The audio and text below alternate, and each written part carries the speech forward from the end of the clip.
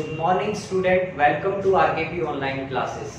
देखो बच्चे, हमने अभी कोऑर्डिनेशन कंपाउंड के बारे में बहुत सारा डिटेल्स तो नहीं पढ़ा है, बट एक बात हमने अब तक लर्निंग की है कि जो कोऑर्डिनेशन कंपाउंड है उनमें बॉन्डिंग की नेचर कैसी है, उनकी प्रॉपर्टीज कैसी हैं।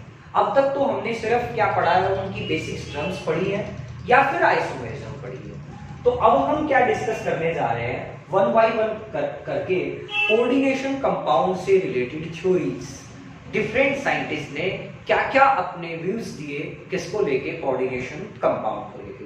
तो सबसे पहले सर जॉन वर्नर ने अपना व्यूज दिया और उसने लंबे टाइम तक कोऑर्डिनेशन कंपाउंड के ऊपर काम किया। नोबेल प्राइज भी मिला 1913 में उसे। 1913 में उसे क्या मिला, नोबेल प्राइज भी मिला, इसके ऊपर काम किया।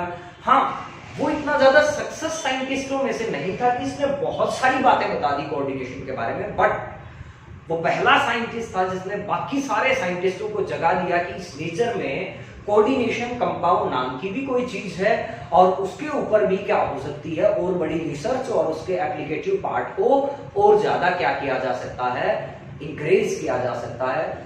तो इसके बाद सबसे पहले हम पढ़ते हैं वर्नर्स ने क्या किया।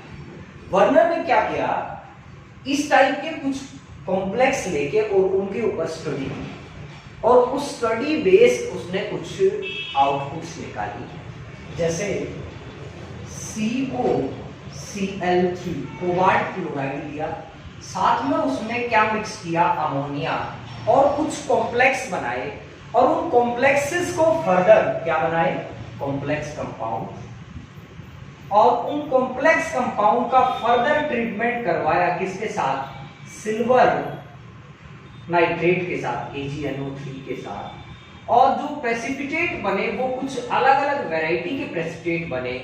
उससे उसने कुछ कॉमन ऑब्जर्वेशंस निकाली और कुछ स्टडी की उसने, जिसके बेस पे उसने क्या पुट फॉरवर्ड किया, वर्नर्स थ्योरी।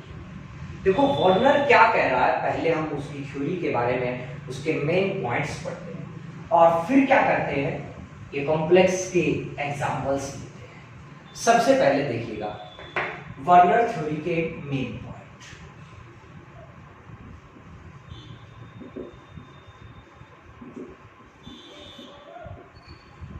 मेन पॉइंट्स क्या क्या है, वर्नर कह रहा है कि जो सेंट्रल मेटल एटम या आयन कॉम्प्लेक्स कंपाउंड बना रहा है उसकी दो valency, primary valency and secondary valency. पहला पॉइंट उसने क्या कहा, according to Werner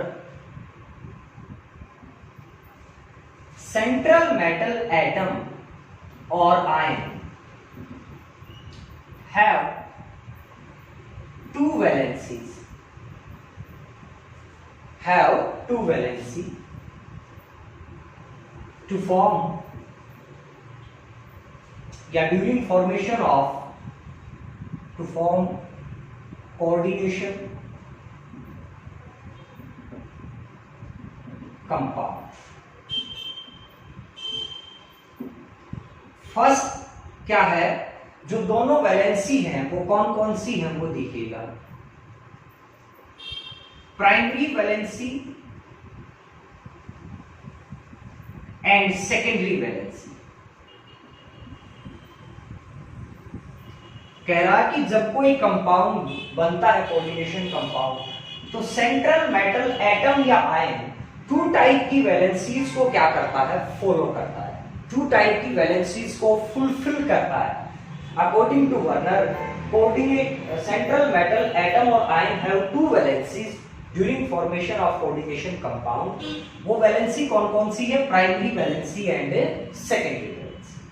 primary valency are satisfied by charge, means primary valency are satisfied by oxidation number। किससे सेटिस्फाई होती है प्राइमरी वैलेंसी, ऑक्सीडेशन नंबर से।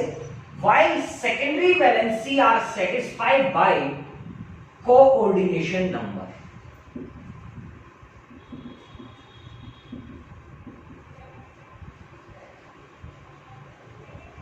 किससे सेटिस्फाई होती है, कोऑर्डिनेशन नंबर से। Primary valency charge means oxidation number से balance होती है। Secondary valency central metal atom की किससे होती है? कोऑर्डिनेशन नंबर से सेटिस्फाई। ये वैलेंसी किसकी है? सेंट्रल मेटल एटम या आयंस। क्लियर है? ऑक्सीडेशन नंबर या चार्ज नॉन डायरेक्शनल है।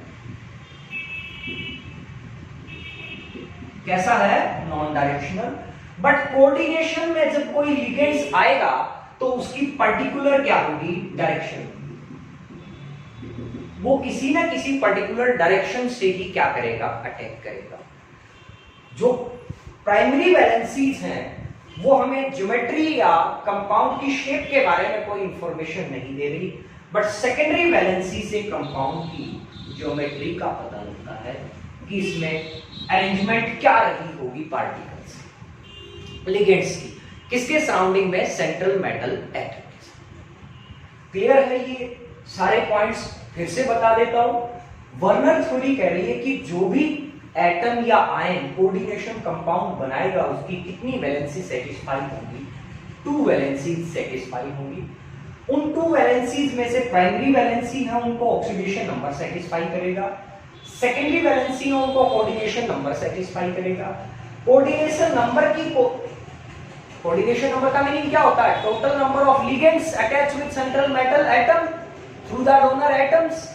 तो उनकी अपनी कोई ना कोई डायरेक्शन होगी, तो पर्टिकुलर शेप से आएंगे, ज्योमेट्रिकली आएंगे। ऑक्सीडेशन नंबर एक चार्ज है, वो जस्ट चार्ज को बैलेंस करेगा, नॉन डायरेक्शनल होगा, वो ज्योमेट्री के बारे में कुछ नहीं बताएगा। जो प्राइमरी वैलेंसीज हैं उनको नेगेटिव चार्ज या नेगेटिवली चार्ज लिगेंड ही सेटिस्फाई करेंगे, बट जो सेकेंडरी वैलेंसी है उनको कौन सेटिस्फाई कर रहा है? Coordination number. उसमें आपका न्यूट्रल लिगेंड भी हो सकता है और कोई नेगेटिव लिगेंड्स भी हो सकता है। मतलब ये भी क्लियर होना चाहिए कि primary valency are satisfied by negative charge only, क्योंकि वो तो मेटल के ऑक्सीडेशन नंबर को सेटिस्फाई कर रहा है और मेटल का ऑक्सीडेशन नंबर कैसा होगा? पॉजिटिव होगा। And secondary valency are satisfied by coordination number, और कोऑर्डिनेशन नंबर में तो लिगेंड्स होते हैं। लिगेंड पॉजिटिव चार्ज भी हो सकता है, लिगेंड नेगेटिव चार्ज भी हो सकता है और लिगेंड न्यूट्रल भी हो सकता है। तो ये तो सब टाइप के चार्ज से बैलेंस होती है, बट ये सिर्फ किससे? नेगेटिवली चार्ज जो एनायंस है वो वही सेटिस्फाई कर पाएंगे। मतलब वो एनायनिक लिगेंड्स हो सकता है या खुद एनायंस भी हो सकता है। क्लियर है?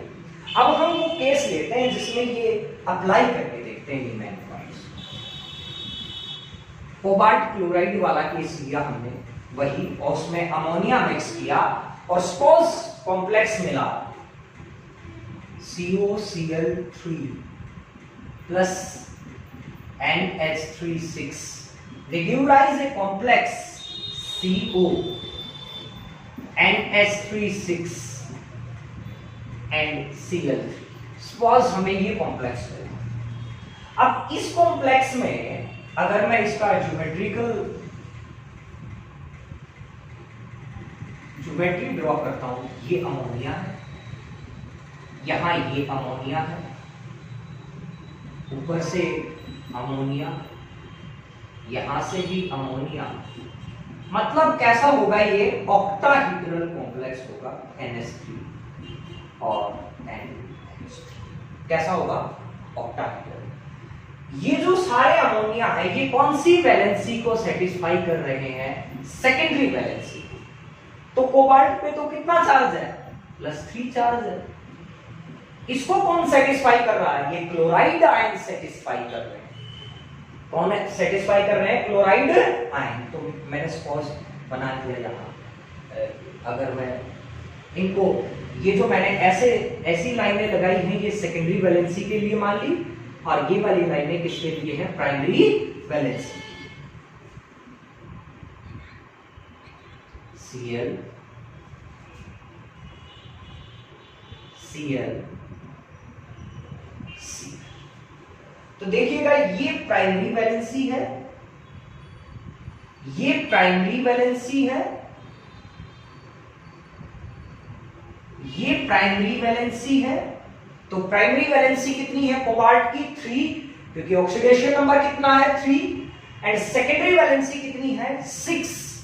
ये भी सेकेंडरी वैलेंसी को सेटिस्फाई कर रहा है, सेकेंडरी वैलेंसी को सेटिस्फाई कर रहा है, सेकेंडरी वैलेंसी को, सेकेंडरी वैलेंसी को, सेकेंडरी वैलेंसी को और सेकेंडरी वैलेंसी को सेटिस्फाई कर रहा है। समझ आ गया? इस कॉम्प्लेक्स के अंदर 6 इसकी सेकेंडरी वैलेंसी है जो कोऑर्डिनेशन नंबर है जो इसको शेप दे रहे हैं, और 3 कैसी वैलेंसी है प्राइमरी वैलेंसी है। प्राइमरी वैलेंसी सिर्फ चार्ज से बैलेंस होगी, तो यहां पॉजिटिव चार्ज है तो नेगेटिव चार्ज से बैलेंस होगी। क्लियर? नेक्स्ट केस लेते हैं। नेक्स्ट अपने पास कॉज, इनका ही कॉम्प्लेक्स बताया हमने, और वो कॉम्प्लेक्स कैसा बना CO NH3 5Cl Cl2। अब मुझे बताइएगा इसकी प्राइमरी वैलेंसी कितनी है और सेकेंडरी वैलेंसी कितनी है।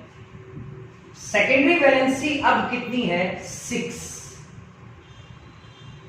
सेकेंडरी वैलेंसी कितनी है 6, क्योंकि कोऑर्डिनेटेड लिगेंड 6 है, और प्राइमरी वैलेंसी अब भी ये कौन सी ऑक्सीडेशन स्टेट में है +3, अब भी 3 है। मींस ये जो क्लोरीन है ये दोनों का काम कर रहा है, primary valency plus secondary valency, means ये चार्ज को भी क्या कर रहा है बैलेंस कर रहा है, प्लस एक लिगेंड भी है, प्लस एक क्या है लिगेंड भी है ये Cl। ये सिर्फ किसको सेटिस्फाई कर रहे हैं प्राइमरी वैलेंसीज को सेटिस्फाई कर रहे हैं। किसको सेटिस्फाई कर रहे हैं प्राइमरी वैलेंसी को। तो अगर हमें ज्योमेट्री ड्रॉ करनी है इसकी, तो CO यहां हम रख देंगे अपना NH3 लिगेंडेशन इधर से, NH3 यहां से लिगेंडेशन, NH3 यहां से लिगेंडेशन, NH3 यहां से लिगेंडेशन, ऊपर से हमने Cl का लिगेंडेशन, नीचे से ये कौन है NH3, तो 5 NH3 है और 1 कौन है Cl जो किसका काम कर रहा है लिगेंड्स का। अब बच के 2 Cl, वो दोनों Cl तो किसका काम कर रहे हैं dot dot dot dot dot, only they satisfy the primary valencies but these chlorine satisfy both primary and secondary valency। ये दोनों को सेटिस्फाई कर रहा है, प्राइमरी को भी सेटिस्फाई कर रहा है और सेकेंडरी को भी सेटिस्फाई कर रहा है, क्योंकि चार्ज भी है और साथ में लिगेंड्स भी। क्लियर हो गया? इसके बाद अगर यही कॉम्प्लेक्स कुछ ऐसा होता तो क्या होता? इस कॉम्प्लेक्स को कुछ ऐसा बना देते हैं, CO Cl Cl और इसको बल्कि CO Cl Cl इस तरीके से बनाने के बजाय यहां एक Cl ले लेता हूं मैंने, 2 Cl अब एज ए लिगेंड्स लिए हैं, NH3 NH3 NH3 NH3, और ये ऐसा होता है और एक Cl। अब ऐसी सिचुएशंस में प्राइमरी वैलेंसी कितनी है वही 3 है, सेकेंडरी वैलेंसी कितनी है वही 6 है, बट ये जो दोनों क्लोरीन है ये प्राइमरी प्लस सेकेंडरी दोनों वैलेंसीज को फॉलो कर रहे हैं, इन पे चार्ज भी है, ये चार्ज को भी सेटिस्फाई कर रहे हैं, साथ में कोऑर्डिनेट बॉन्ड भी बनाए हुए हैं, कोऑर्डिनेशन भी किए हुए हैं। क्या किए हुए हैं? कोऑर्डिनेशन भी किए हुए। क्लियर है? तो ये था प्राइमरी सेकेंडरी वैलेंसी। अब एक बात और भी है, अगर जो मान लीजिएगा अपने पास ये है CO Cl2 NH3 और Cl, अगर आप इसमें AgNO3 डालोगे तो जो प्रेसिपिटेट मिलेंगे वो आपको AgCl का ही मिलेगा, और वो सिर्फ कितना होगा 1 मोल होगा। कितने मोल होगा? 1 मोल। और अगर ये कॉम्प्लेक्स ऐसा होता, यहां 6 के 6 अमोनिया होते, यहां 3 Cl होते, ये Cl सिर्फ प्राइमरी वैलेंसी को सेटिस्फाई करता, तो ऐसे में ये 3 मोल लेने पड़ते और कितने Cl बनते? 3 Cl। मतलब जो कोऑर्डिनेशन कंपाउंड के अंदर स्क्वायर ब्रैकेट में लिखा जाता वो नॉर्मल आयन की तरह बिहेव नहीं करता, they don't use their identity, आपने पढ़ रखा है। तो ये जो दोनों है ये नॉन आयनाइजेबल है, जबकि ये कैसा है, आयनाइजेबल है। सिर्फ ये एज ए आयन निकलेगा। ये तो लिगेंड्स का काम कर रहे हैं, इसका काम कर रहे हैं लिगेंड्स का। क्लियर है? अब इतनी देर से इस थ्योरी की इतनी सारी तारीफ की, तो कुछ तो बनता है, कुछ तो कमियां रही होंगी कि दूसरी थ्योरियों को डेवलप होना पड़ा। तो इसकी लिमिटेशंस क्या है, लिमिट क्या है इस theory? This theory can't explain nature of bonding between the metal and ligands. Nature of bond between metal and ligands. इस थ्योरी ने कहीं ऐसा आंसर नहीं दिया कि हाँ, ये जरूर बताया कि मेटल प्राइमरी सेकेंडरी वैलेंसी को फुलफिल करता है, बट नेचर ऑफ बॉन्डिंग कैसी है, ये एक फेल्योर पॉइंट था। Second, why only few metal और metal ions form coordination compound.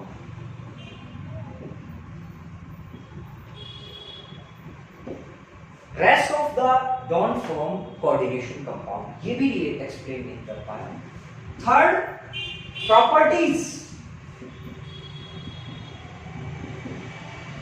कौन कौन सी, जैसे magnetic properties, optical properties, colour of the organic compound, colour of the coordination compound, ये सब प्रॉपर्टी को एक्सप्लेन नहीं कर पाई कौन सी थ्योरी, वर्नर थ्योरी। तो आगे हमें और दूसरी थ्योरीज का सहारा लेना पड़ेगा। तो नेक्स्ट हम वैलेंस बॉन्ड थ्योरी, फिर उसमें भी कुछ कमियां मिलेंगी, तो फिर कोई और थ्योरी पढ़ेंगे। क्लियर ना? तो ये थी वर्नर थ्योरी और वर्नर थ्योरी की लिमिटेशंस। ये बड़ी बड़ी लिमिटेशंस हमने डिस्कस की। बाकी तो और भी लिखी होगी बुक में कि ये स्पेक्ट्रम जो आते हैं किसके कोऑर्डिनेशन कंपाउंड के, उनको एक्सप्लेन नहीं कर पाई। जो कलर वेरी कर जाते हैं लिगेंड्स चेंज करने के साथ, उनको एक्सप्लेन नहीं कर पाई। तो ये तो इसमें कमियां हैं बहुत सारी। मैग्नेटिक प्रॉपर्टी कैसी होगी, लिगेंड कैसे अप्रोच करता है मेटल को, किस टाइप की बॉन्डिंग होती है उनके बीच में, कुछ लिगेंड कुछ मेटल के साथ ही कोऑर्डिनेशन कंपाउंड क्यों बनाते हैं, ये सारे इसके क्या थे, ड्रॉबैक्स। तो आगे चल के नेक्स्ट थ्योरी में देखते हैं कि इन पॉइंट्स में क्या इंप्रूवमेंट होता है। Thank you.